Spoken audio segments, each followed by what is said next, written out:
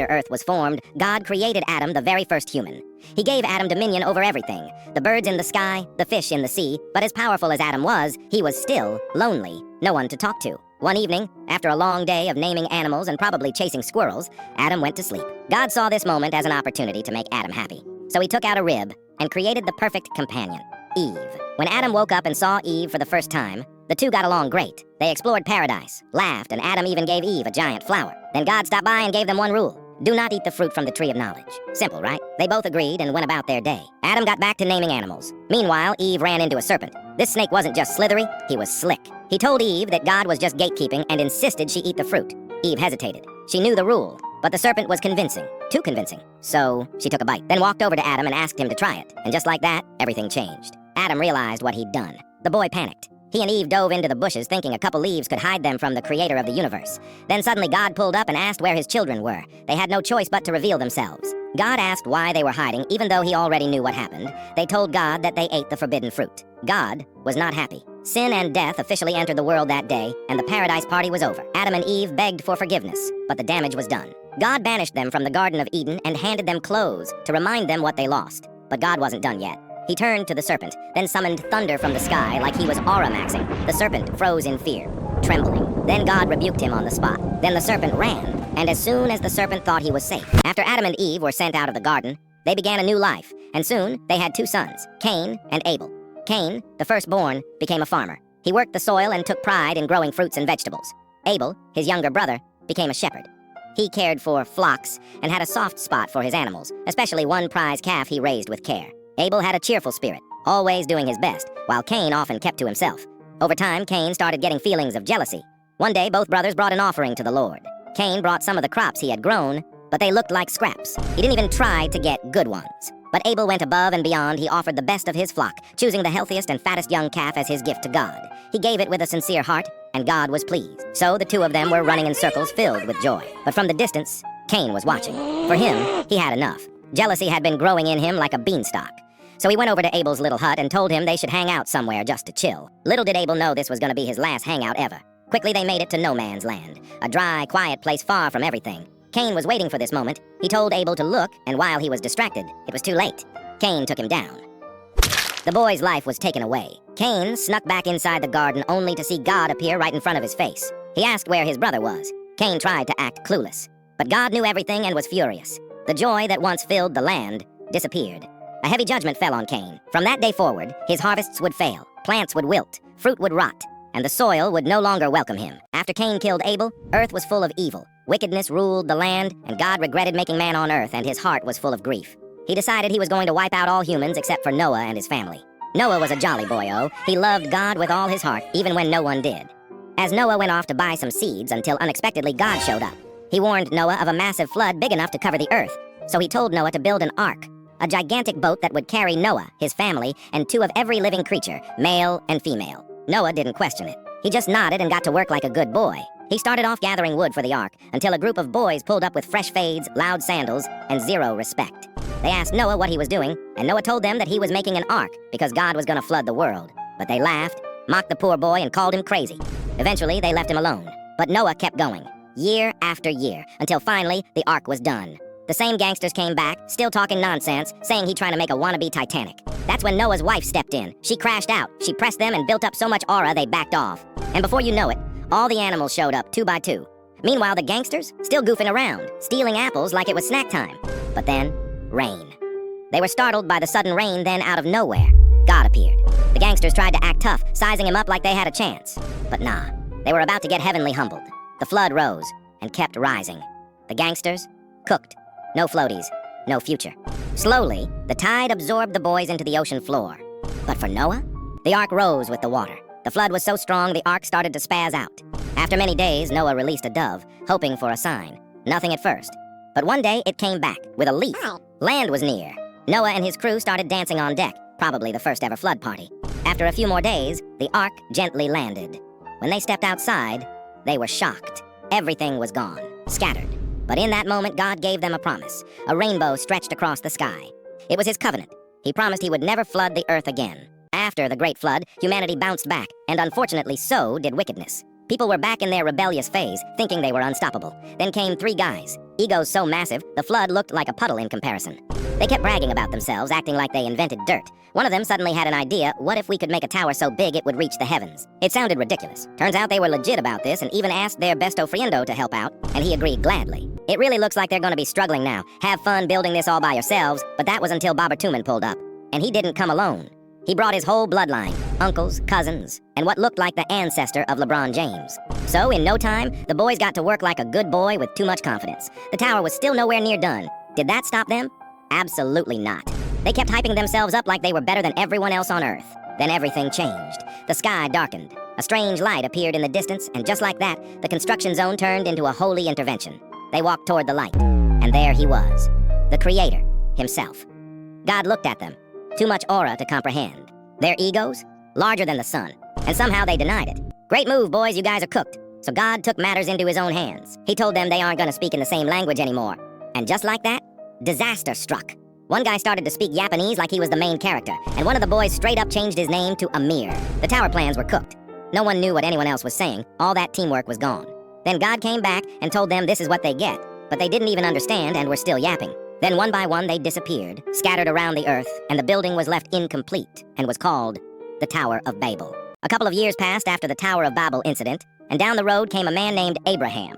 This man wasn't your average dude. He was one of the richest of his time, but never was greedy. One of his servants asked if a Krabby Patty was okay for dinner. Another said he just finished polishing a sculpture.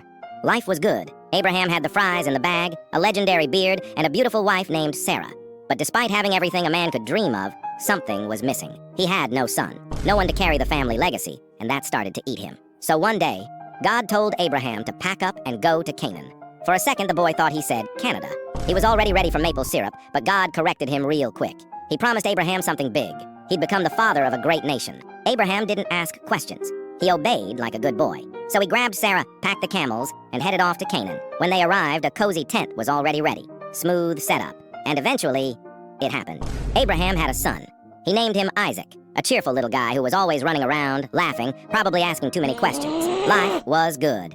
Until one day, God appeared again. This time, the assignment was tough. The poor boy had to sacrifice his only son, the one he loved so much. Abraham was heartbroken. He just got the boy and now he had to give him up? So he got up early, and as Sarah and Isaac were dancing, Abraham went up, told Isaac to come with him. Isaac, being the wholesome kid he was, just followed along like a good boy and started the journey up to Mount Moriah. As they climbed, Isaac looked around and asked, "Where's the animal offering?"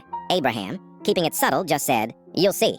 Abraham told the boy to hop on, and that's when Isaac realized. Abraham pulled up the clippers ready to start the sacrifice. Abraham held the clippers, and right before he went through with it, an angel appeared out of nowhere. Turns out, this was just a test. Abraham passed with flying colors, but bro really almost sacrificed his own son. And from that moment, God knew.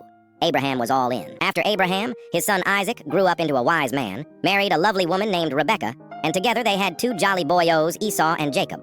A couple years passed by, and Esau became a handsome, hairy boyo. He thrived with the wilderness. And Jacob? Let's just say he wasn't as strong as Esau. The boy struggled to lift an axe, even while using his whole body. As Isaac got old and nearly blind, he decided it was time to pass down his blessing. A big spiritual deal. So he called for Esau and told him to hunt a nice raccoon. Then he'll bless him. But Rebecca overheard everything, and she had a plan. She wanted Jacob to get the blessing instead. So she gave Jacob a raccoon and sent him in like a good boy. Jacob nervously walked into the hut. Isaac, blind as ever, reached out and touched his arms, and thought it was Esau. The raccoon hair was so convincing, Isaac gave the blessing to Jacob, and as he left, Esau came back, raccoon in hand, ready to collect his blessing. But Isaac told him he already gave his blessing, and he doesn't do refunds. Esau was furious. He instantly knew Jacob had tricked him. The boy stormed out full rage mode, ready to track Jacob down and end the family drama real quick. But Rebecca wasn't having it. She managed to hold off Esau, and she rushed Jacob to run. So the boy dipped, no questions asked. He ran straight into the desert. Eventually, night fell, and the boy was tired, so he went to a rock, and that's when it happened. Jacob had a crazy dream, a staircase stretching all the way to heaven, angels going up and down, probably doing dance moves on the way. Then God appeared and told Jacob that he would bless him and his descendants. Jacob woke up in shock, but continued on his journey and finally reached his uncle Laban's house, where he was gladly welcomed. Fast forward 20 years later. Jacob met the love of his life, Rachel, married her, started a family. But now it was time to go back. Everyone told him to come back safe. Jacob promised he would. He headed back through the desert, the same one he ran through all those years ago. As he walked alone in the dark, thinking about Esau and what might happen, he suddenly found himself in a mysterious boxing ring. And across from him, his opponent, an angel of God. This wasn't a regular fight. It was spiritual. It was personal. And Jacob, He wasn't going down easy. Jacob wrestled the angel all night long. No sleep, no snacks, just pure combat. He wasn't gonna give up. The angel stared at him, but Jacob said I could do this all day. Bro thought he was Captain America. He reached out and smacked Jacob's hip out of place and sent him flying to the corner. Then the angel leaned in, asking if Jacob was finally giving up. Jacob still said, nah, I'd win. The angel felt bad, and Loki impressed. So instead of finishing him, he blessed him on the spot and gave him a new name, Israel. And just like that, Jacob left the ring blessed. But as he was going home, he saw Esau in the distance, rolling deep with his goody gang.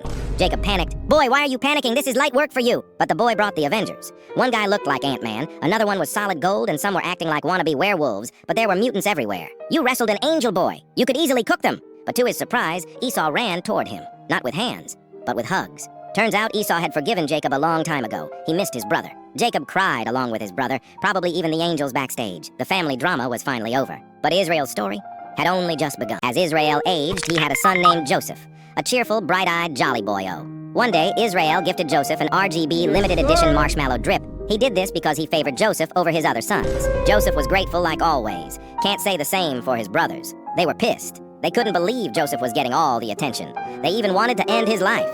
But the oldest stepped in and told them they should just throw him in a well. So the brothers pulled up on Joseph, but before they deceived him, Joseph told them he had a dream. They were all hay bales, and you all bowed to me. That was the last straw. Instead of clapping, they clapped back. They invited him to hang out and led him into the middle of nowhere and slowly pressed him near the well. Then, as he turned around, it was too late. Joseph, run! No! Why are you dancing? You nearly killed your own brother! Joseph sat at the bottom of the well, scared, confused, and wet. He looked around, hoping for a way out, and there it was. Subscribe now. You should totally do that. But Joseph started spinning in panic like his Wi-Fi just disconnected in a rank game. Meanwhile, up top, as Benjamin, the little brother who barely got any screen time, went out and came across a rich man and asked if he wanted to buy his lil bro. The rich man didn't even blink and just followed him. So quickly, he pulled Joseph out of the well like he was a forgotten shopping bag and handed him over for a couple of shekels. And just like that, the boy was off to Egypt, sold into the house of the rich man. Couple of years passed, and Joseph served his master like a good boy. He did all the cleaning in the house, and the rich man trusted him, until his wife pulled up, trying to get the woo out of him. The situation escalated quickly, but since Joseph was a certified Sigma, he kindly declined the offer and continued his job like a good boy. She was furious. Then the rich man came back in pure anger and asked why he harassed his wife. Then he arrested Joseph and sent him to prison, where he met two handsome individuals. Wait, what? Subscribe for part 2. After Joseph got tossed in prison for something he didn't even do, he found himself stuck in a cell with two handsome individuals, a bald cupbearer and a crusty baker, both fresh off Pharaoh's bad side. The three got along great, but then suddenly the cupbearer changed the subject. He had a dream.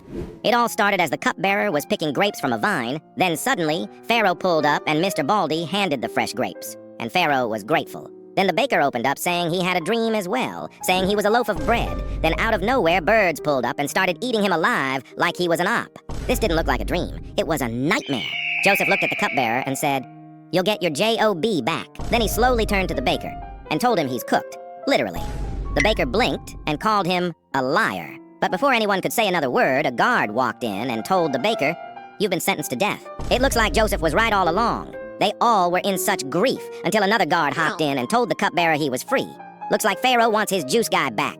Then Mr. Baldy told Joseph he'll tell the Pharaoh to free you the moment he gets there. This was great. So he waited.